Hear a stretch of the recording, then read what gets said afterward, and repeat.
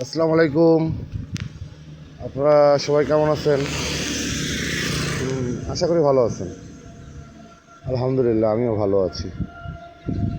গলার সাউন্ড একটু কমে গেছে, ওই যে ব্যথার জন্য, হাত ব্যথার জন্য। এই যে সামনে এটা হলো শিয়ারি মাইক্রো স্ট্যান্ড। হ্যাঁ, মাইক্রো স্ট্যান্ড, তার পাশেই যে সোনালী ব্যাংক।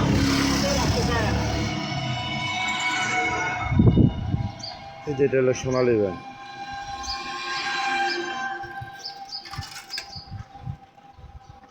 যে এটা হলো সোনালী ব্যাংক।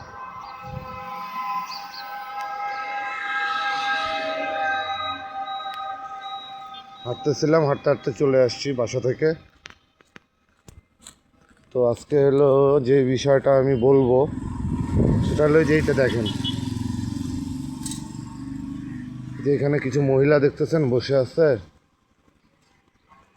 এনারা কিন্তু এই আটা চালের জন্য বসে আছে। ওই যেটা হচ্ছে ওই যে সরকার থেকে যে আটা আর চালটা দেয়, এটা একটা পয়েন্ট। এটা সম্ভবত 4 নং ওয়ার্ডের পয়েন্ট। এটা এখানে মানুষ বসে আছে চাল আটার জন্য। সাধারণ মানুষ কিন্তু ভালো নাই। ভালো কারা আছে জানেন? বাংলাদেশের সিস্টেমটা একটু অন্য দেশের থেকে উল্টা। ভালো আছে হলো চোর বাটপাররা। এটা বাংলাদেশ, এখানে 91% হচ্ছে মুসলিম। হ্যাঁ, তো আদার্স বিশ্বে যে মুসলিম কান্ট্রিগুলো আছে তারা কিন্তু ওই রমজান মাসে কিন্তু ভর্তুকি দেয়, ছাড় দেয়, জিনিসপত্রের দাম কমায় দেয় মানুষের জন্য। তারা চিন্তা করে যে রমজান মাসটা আমি ব্যবসা করব না, এটা আল্লাহ তাআলার, হ্যাঁ, আল্লাহ তাআলার সন্তুষ্টির জন্য আমি এই মাসটা মানুষের সেবা করব। এটা হলো আদার্স মুসলিম দেশের। আর আমাদের বাংলাদেশের হলো চিন্তা ভাবনা হচ্ছে এই যে পাইছু একটা সুযোগ একটা পাইছু, এইটা একবারে জবাই করে দিন। তো এটাই হলো একটা সুযোগ যে জবাই করে দিন। এই বাংলাদেশের হিসাব হচ্ছে এইটা। দুর্নীতিবাজরা ভালো থাকে, হ্যাঁ, চোর বাটপাররা ভালো থাকে। এই যে শেয়ারি পাম্প, চরঙ্গি পাম্প, এখানে তেল দিচ্ছে কি এগুলো জানি না, খোঁজখবর নিতে পারি না, আমার তো মোটরসাইকেল নাই। এই যে দেখেন, এটা আমাদের 5 নম্বর ওয়ার্ড।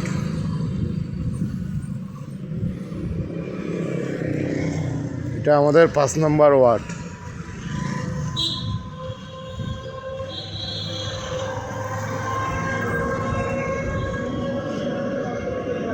এই যে এটা হলো স্টুডিও ক্লিক 1 রিপন।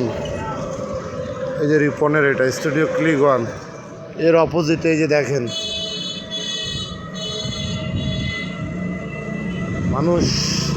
মানুষ সকাল থেকে ভোর থেকে আসে, মানুষ বসে আছে।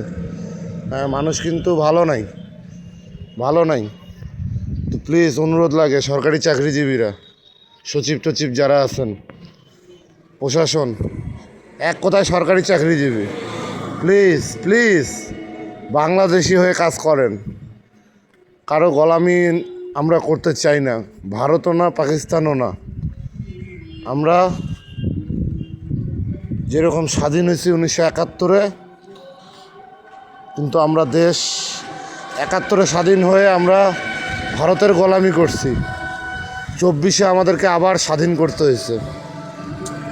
তো 24-এ যে আমরা স্বাধীন করছি, তারপর ইউনূস সরকার ভালো ছিল। অনেকে অনেক কথাই বলবে, ভাই ওগুলো কথা বলে লাভ নাই। কারণ যারা বুঝে, যারা জানে, তারা সব কিছুই জানে। তো আমিও যেটা সেন্সে, ইউনূস সরকার যথেষ্ট ভালো কাজ করে গেছে, দেশের জন্য ভালো কাজ করে গেছে। বিএনপি সরকারের উচিত ছিল ডক্টর ইউনূসকে তাদের সরকারে একটা উচ্চ পদে রাখা, হ্যাঁ, কারণ তার সঙ্গে পশ্চিমা বিশ্বর সম্পর্ক অনেক ভালো। আবার বিএনপির সাথে মধ্যপ্রাচ্যের সম্পর্ক ভালো পারিবারিকভাবে, হ্যাঁ। তো এটা কিন্তু আমাদের জন্য ভালো হইতো। পশ্চিমা বিশ্ব আপনার হাতে থাকা মানে কেউ আপনার দিকে বাঁকা চোখে তাকাইতে পারবে না। আর আমাদের দিকে বাঁকা চোখে কে তাকায়? দুইটা দেশ, একটা হলো ভারত আর একটা হলো মায়ানমার, হ্যাঁ। দুইটা আমাদের এই দেশ, এই যুদ্ধ লাগলে এদের সাথে আমাদের যুদ্ধ লাগবে, কিন্তু আমাদেরকে কন্ট্রোল করে ভারত। আমাদের কোনো অস্ত্র নাই, সামরিক কোনো অস্ত্র নাই।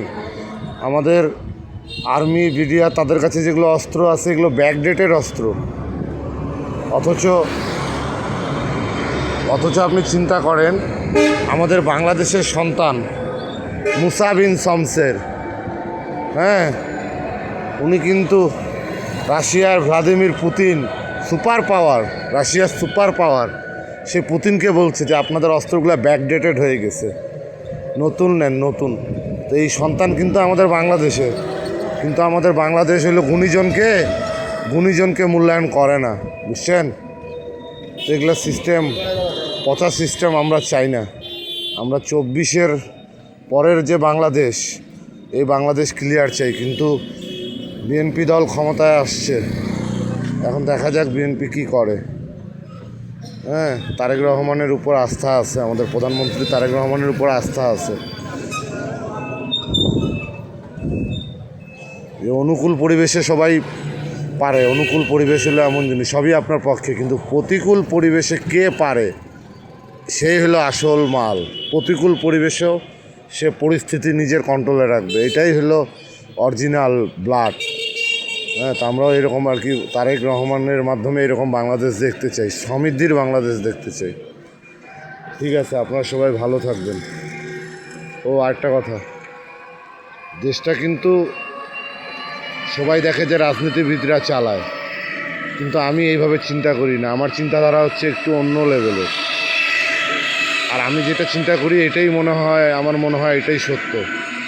আপনার দেশ চালায় কিন্তু আমলারা, মানে সরকারি চাকরিজীবীরা। একটা এমপি আসে 5 বছরের জন্য, একটা প্রধানমন্ত্রী আসে 5 বছরের জন্য, কিন্তু একটা আমলা কিন্তু 32 বছর 30 বছর চাকরি করে। হ্যাঁ, ওদের হাতেই সব পাওয়ার,